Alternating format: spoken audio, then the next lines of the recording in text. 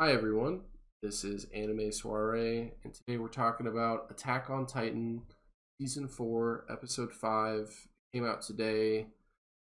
Today with me, we have Armin, who is not a usual guest, but he is very welcome. And we have Kyle, and Will, and myself. And like I said, we'll be talking about Attack on Titan. And in this episode, things heat up, I could say, as Eren and Reiner have a lot of tension between them as they're sitting down one on one, and they're kind of just generally kind of just I don't know. It's not really a conversation as much as it is like shared emotions. And Falco is realizing that he's manipulated by Eren to communicate with his comrades, and Reiner is kind of coping with the severity of Eren being on mainland Marley. And then going on in the background, we have Willy Tibber, the last bastion for I guess, right word. I guess he's a part of the last group of legitimate Eldians, I guess, in terms of, recognized as normal human beings and not subhuman slaves. But regardless, Willy Tibber is kind of giving this history lesson and speech of the reality of the Eldians and Paradise, and that their notion of why they were a threat is different because you know it turns out that the founding Titan, the king all along actually had this perception of peace, but recently Eren got a hold of the founding Titan and he doesn't really believe in peace, as we have seen. And basically, this is an episode that's all about heating up, really. Any thoughts, guys?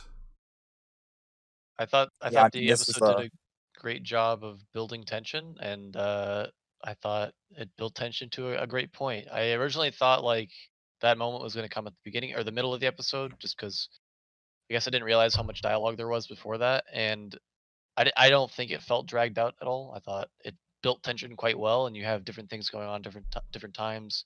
Peak and Porco getting captured. You have Reiner and Aaron talking, and then you have Billy Tiber's speech as like a backdrop for it all. And I thought it was really well done, and the tension built to a great moment. yeah, I mean, this is definitely a long-awaited moment to be adapted. This is pretty much like this is definitely like I mean, up to this point, this is definitely the best part of the post time skip Attack on Titan. So I was very excited to see this in anime, and I think the next episode will also be pretty great. There's going to be a lot of action next episode for sure. Yeah, for me, this is really when the season kind of starts. You know, when I mean, well, at the end of the episode, Will, you were talking about that moment, but I guess I didn't even really talk about it either. But Aaron transforms from basically beneath the stage and eats Willy Tiber in front of an entire crowd of like the world's leaders, and they get to see the founding Titan for themselves. And really cool shot.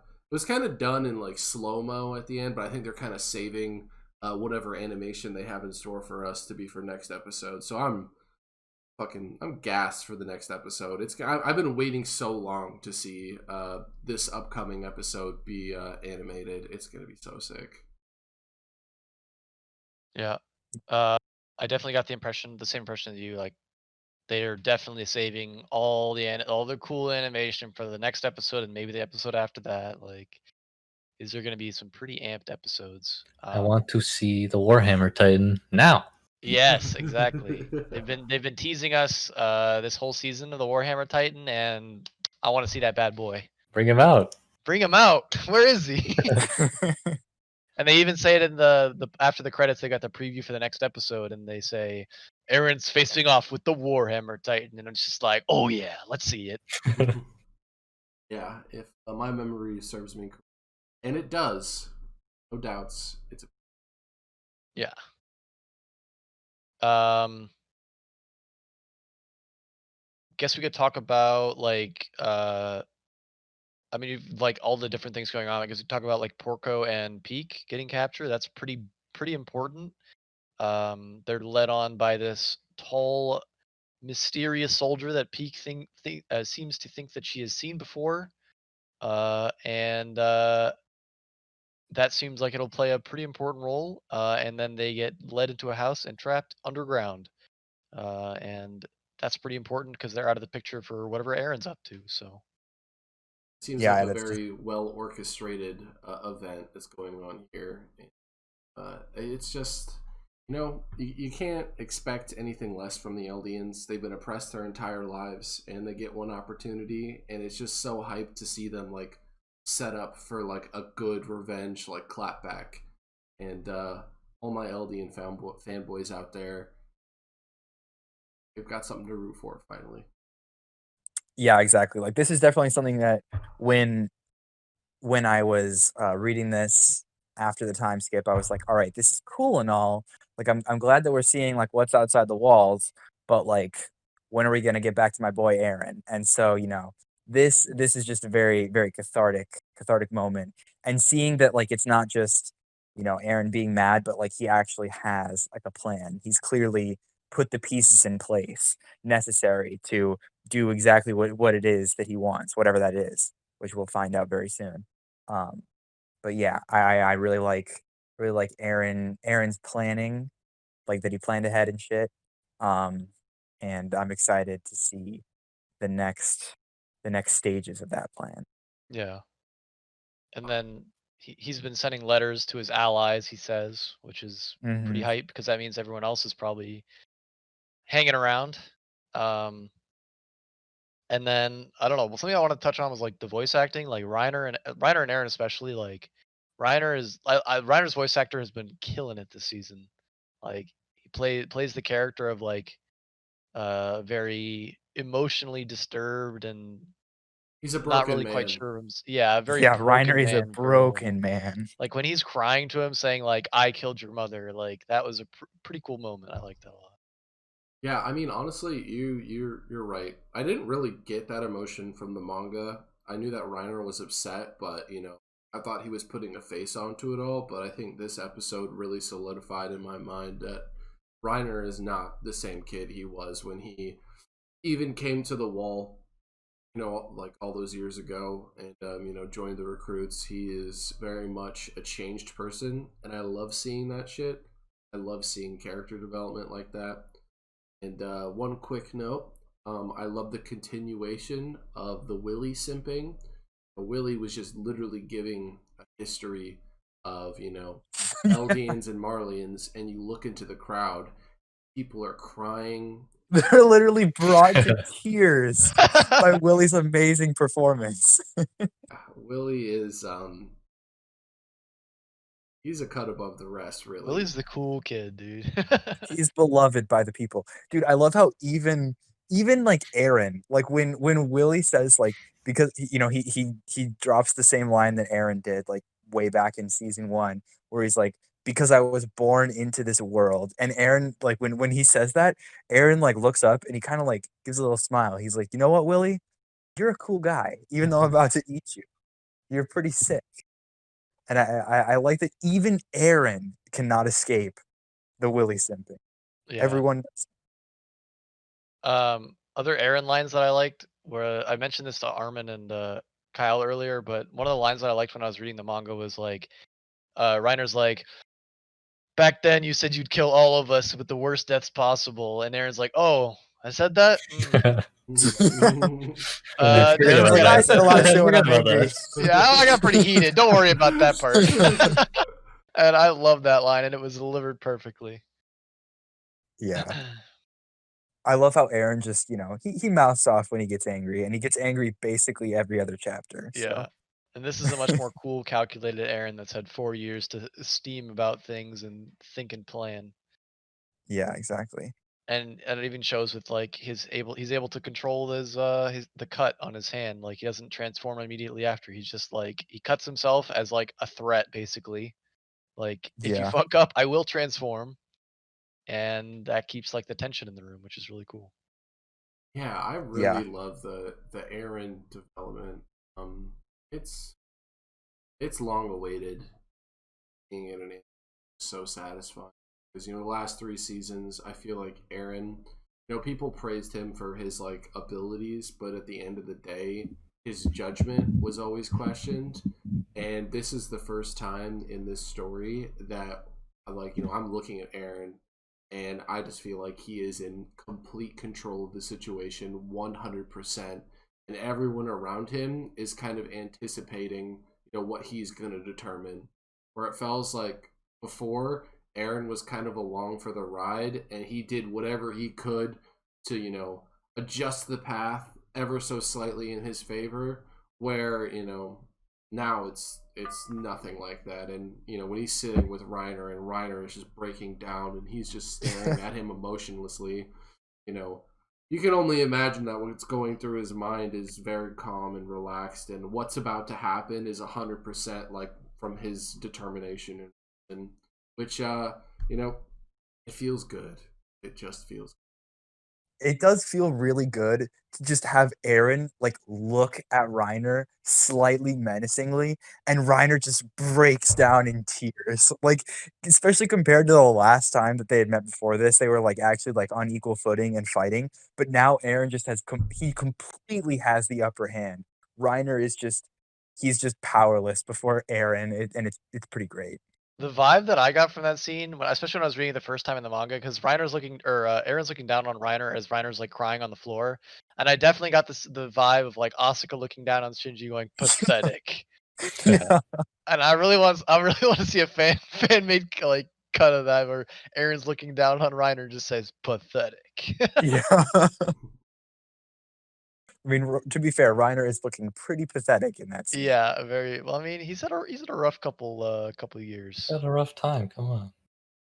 Yeah, but, despite this he's not. being one of the episodes in the season five we've seen, this definitely felt like the fastest episode I've seen, even though it was all about confrontation between Aaron and Reiner just like sitting across from another, and then Willy giving a speech. So, like, this episode felt like it lasted like 4 minutes to me, and Yeah. I gotta give them props just for like what they were able to do with Willy in just like a few episodes. Like, I know as much as I need to know about Willy. I know they killed him off at the end of the episode, but I feel like he was really important. It was kind of just like a statement to Marlians, I feel like. And all the tension leading up to that, Aaron just sitting right below him as all these fans are crying over him because he's such a magnificent monument to what this nation is about, I guess. um it's just the pacing and the tension and the dialogue, it's so good. And I'm just so happy that Attack on Titan has matured this way, and feel like it's a pretty good show. Yeah, Willie's a pretty cool guy. I mean, like, he was definitely just, like, obviously wants to attack the people on Paradise, but, I mean, can you really blame the guy? Like, he knows that, like, he's the one who knew, like, the truth of the entire situation, and now he knows, like, exactly how perilous the entire world's position is, and so he's just like, "You know what? We gotta do something." You And, think? I think it makes sense. Do you guys think Willie knew before? Because like when he was in the backstage with I don't remember her name, but the leader of like the Vito? Asian clan, yeah, her. It seemed very sentimental before he went out on that stage, and he seems like a pretty confident, cool dude. But then he like showed like a lot of signs of nervousness, and they had like that intimate like hand holding scene. And I don't know, do you guys think he had any preconception that when he was going to go on that stage he wasn't going to come back alive? It's certainly possible, Yeah, but I think Yeah, it's yeah. I feel like it might also just be actual nerves because, like he said before, how he literally didn't want to do anything before all this started happening. He said he didn't want to have his hands on the wheel, but all of a sudden he has to because the world's going to end. So he might not be the kind of person that actually wants to be in front of people and stuff. Yeah. Like Arma said, I think it's certainly possible. I kind of like the other thing where it's like he's so amped for this war and he doesn't realize it's already started basically. yeah. Um I mean, also, I think I don't really know, like, he would definitely have no means of knowing, like, the specifics that, like, Aaron is literally under him and he will, like, he's gonna die, like, right now. Because, like, how would he know that? But it definitely makes sense that like by doing this, he is now a huge target. He's going against these like this force that he's describing has the potential to destroy the entire world. So I think that he's kind of just nervous on like the fact that he's declaring war on these people that he perceives as being significantly more powerful. Yeah. I've got to give a lot of credit to the show as well, just because the last 5 episodes, I feel like just the tone and the direction is so different from the last 3 seasons. And I don't think I've ever seen a show mature quite like this. Like the first season, it's very obviously like good guys versus bad guys. And then the second season, it's like, okay, this is getting a little complicated now. There's more to this than what you would have expected. And then in the third season, it's kind of like a small bit of triumph. But overall, I felt like humanity was kind of at a loss for the majority of the season, especially, that whole like Aaron and Levi versus like the Beast, or I guess I should say Levi and Erwin versus like the Beast Titan, and then, Aaron and the gang versus the Colossal Titan. And, it felt pretty sad, pretty distraught. And then up at the end, you get like a small break of like, okay, there's a little bit of hope going on here. And, I feel like the show has really gotten a lot more complex emotions out of me. And then now, as we're going back and Reiner and Aaron are having this conversation, and you're kind of understanding a little bit more about where Reiner's coming from and why that attack was instigated. And now Aaron is coming back to do the same thing. I like that it's painting it in, not so much of good and bad and more of just like, okay, this situation is complex and we were both indoctrinated to believe a certain way. And now that we're both grown adults, like we have to wrangle with these ideologies. And it's interesting to see Aaron come back to Marley and basically like repeat what they did to them and see their perspective, knowing full well what they must be feeling like, what Aaron's feeling like going into it. So there's a lot of maturity to the show that I appreciate. Yeah. And Aaron even says like we're the same, like Mhm. straight up. That line. Which is a great line. On the maturity thing, I do think the show has matured quite a bit, and I like that. I don't think the first season was really as good and bad guy as you paint it though. Like the first season was like obviously the Titans are bad and these guys are good, but also like it wasn't like there wasn't like a clear major villain. It was more of like them versus the mystery of the Titans. And I think that was like already intriguing and Sure. like a little bit mature in its own right cuz like it's not just like them versus a single villain. It's like they're trying to figure out these like everything that they can about these Titans and like yeah, the Titans are bad like pretty much indiscriminately, but I think even by the first season, it had a little bit of that complexity behind it. Yeah, I mean, I'd say there's a mystery behind it all, but what the struggle was what was directly affecting them, I guess, and that was just surviving against the Titans. But you're right, like in terms of who is controlling the Titans, um, it's a little bit more complex. I mean, no spoilers, but I see shades of Gurren Lagann when I think about it. I don't know how Kyle. I know you've seen Armin. Have you seen Gurren Lagann? You guys agree? Yeah. And I don't know exactly what you mean by that. Are you just talking about the way that like it kind of like changes, like that like the narrative kind of becomes about something else, like after like the midpoint of the story, I Well, guess. I guess the first, bit of the show is kind of just like an aimless struggle against Titans or aimless struggles against mechas that are falling from the sky. And then, as they kill more and more and they learn more about their worlds, like there becomes an element of clarity. And then it becomes a lot more complex, I guess I should say. Yeah, I mean, definitely would say that like Gurren Lagann is like becomes more mature, I guess, as the show goes on. Yeah, there's a similar shift. Yeah, I guess I agree with that. Yeah. All right. Excluding. But there's also like a certain amount of like there's a certain appeal, I would say, like for like the beginning of the show is still pretty good. Like I really like, the at first like the Titans seem like such an insurmountable threat, and like I really do think that that is like just seeing the Titans and like the carnage that they can bring about, and like the slim chances that humanity has to like take back even just like a little bit of territory from them is like makes the beginning part still pretty good, I would say, for sure. Yeah, I agree with that. Other things during this episode, music was really good. There was a moment when Aaron and Reiner are talking. I was like, wow, the music is really cool here. And I've seen a lot of complaints online that they didn't use the OST for Yeah, the dude. Aaron transformation. And like I've seen the version where they added like the OST and it's pretty hype. But also like rewatching it, I was like, that's the music was pretty good during the transformation. Like obviously I think the OST might have like put it over the edge, but I think they've got big plans for like moments like that the OST is going to be used in. Um, yeah, music pretty good for this episode. Yeah. I saw some people saying online that it would be cool without music at all, and I think that would be pretty cool to, like, just have, like, the transformation happen and then all of, like, the carnage that ensues, like, I'd just have to become see it, see the version before I like had a definitive answer, but I think I probably wouldn't like that. I guess it depends on how they would go about it. We'll see.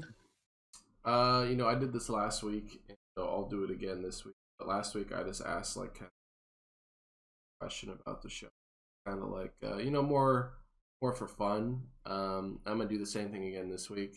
All right. So the question I came up with, and if you can come up with a better one, like feel free to interject. But how would this situation, and particularly like, how do you think Reiner would be if Annie actually managed to come back with, him back to Marley?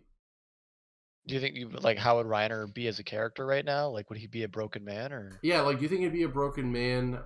Because as very sad, and I feel like a lot of that has to do with like him not being able to talk to anybody about this. I mean, Zeke a little bit, but Zeke is like a battle hardened like veteran, and it's nothing that he wasn't there from the start either. But I don't know. I'd be curious to know what this situation would look like differently if Andy was back. I think, I mean, I think he'd be better off like psychologically, but also Annie doesn't really strike me as the kind of person that you would sit down and talk to about your problems with. Yeah, maybe if Bertold came back, it'd be different. Yeah, I think if Yeah. Bertolt was back, Bertoldo, he would be I think he'd be a much more emotionally stable because Bertolt, he was pretty close with Bertolt.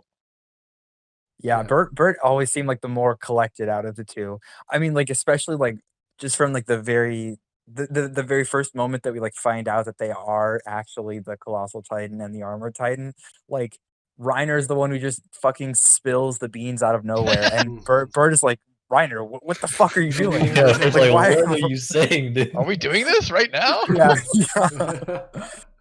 So, like, which is, like, a fantastic scene. But, yeah, I mean, like, I think that Bert would definitely be a little bit more collected, and he would probably he might be able to talk Reiner through this and maybe get him so that he's not such a man on the edge as he is now, where he's, like, literally just he breaks down at the sight of Aaron. Um, yeah, I feel like Bert would be a good rock for Reiner. He needs some stability in his life because right now not too much is looking stable for him. Yeah, I was gonna say if Annie was back, I think he'd be worse off. He would shit on him, and then he would also have like just like somebody to compare to, and he would see Yeah. how much it impacted him and how little it impacted Annie, and then by that means he would just be like, "Wow, I suck ass."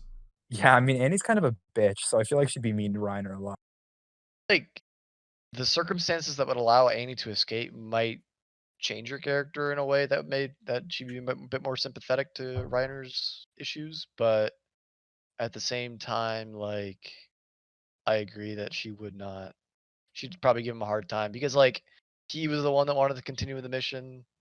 Annie and Bertolt wanted to go home. She'd probably bring that up quite a lot. Yeah. Yeah. I I don't mean, know. and Reiner clearly feels extremely guilty about it because he was Yeah. like he felt the need to confess that to Aaron. Yeah. I think that maybe they should continue having 12-year-olds be super soldiers.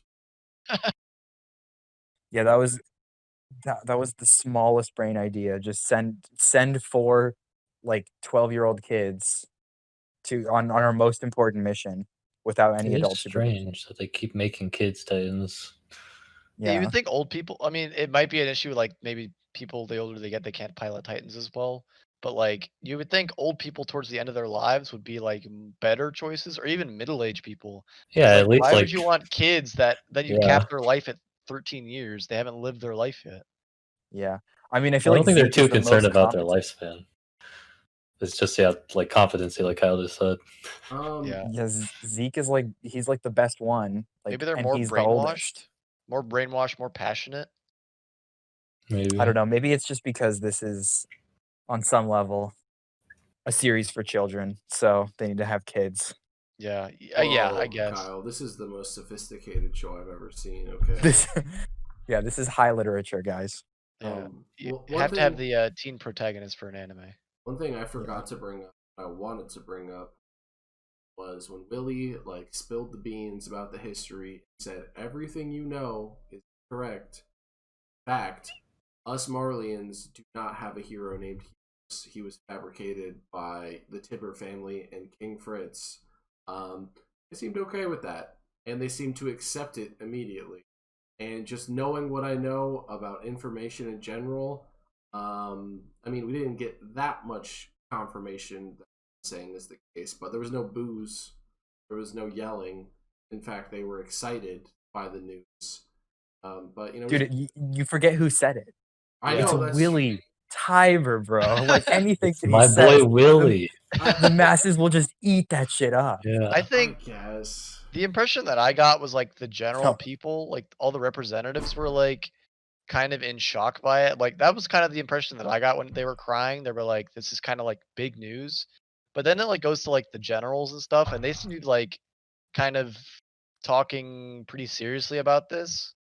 So it seemed like they were definitely discussing it. And also, it's not like he really gives them a whole lot of time to think, because he immediately goes into talking about declaring war on parodies. So yeah, I mean, like he kind of like distracts them immediately with, I want to declare war on them. all I'm saying is, if tomorrow, Trump said the American history is in fact fabricated, and I don't know, he said like Martians actually liberated the 13 colonies from British rule, I would be like, bro, bit of a stretch. Yeah, but he's not Willy Tiber. Yeah, he's That's not. true. He's probably the pretty Yeah, he's probably the furthest person from Willy. pretty close to the opposite of Willy Tiber. Yeah, I mean, I agree. I feel like this kind of feels weird. Like, it kind of just feels like, okay, we need to have everyone know the truth, so we'll just have this character who everyone loves just explain the truth and then declare war. Like, I don't know, it seems a little convenient. I agree. That Yeah. everyone just accepts it and it kind of solves problems instead of like maybe making more problems. I don't know, but it's Yeah, whatever. I think I would have liked a more complex reaction, but at the same time, they didn't even really need everybody to know the truth. Yeah, I agree. I guess it makes it simpler for sure. Yeah, I think it just makes it simpler from like a writing perspective. Like, okay, he doesn't have to deal with, oh, who knows the truth and who doesn't. It's just like, okay, everyone knows the truth, so I don't have to worry about like subterfuge. Yeah, I mean, it's okay. Not probably the most elegant choice, but Yeah, I agree. It's I'll cope with it. great. I'll cope with it. Yeah, it's not great, but it also is not really the focus of this part. So, I mean, it's kind of the focus of this episode, but like, the fact that we get the Aaron shit is what the people really want. The people think they want Willy Tiber, but what the people actually want is Aaron Yeager. And that's So, why he pops out at we the got end. He gives them what they want. exactly. We're running pretty close to 30. Anybody have any final thoughts about the episode or the show in general? Good episode, great season. So Yeah. Yep, it'll be good. excited for next week. I agree. Same. And, that concludes this episode. We're signing off for now. Here and goodbye.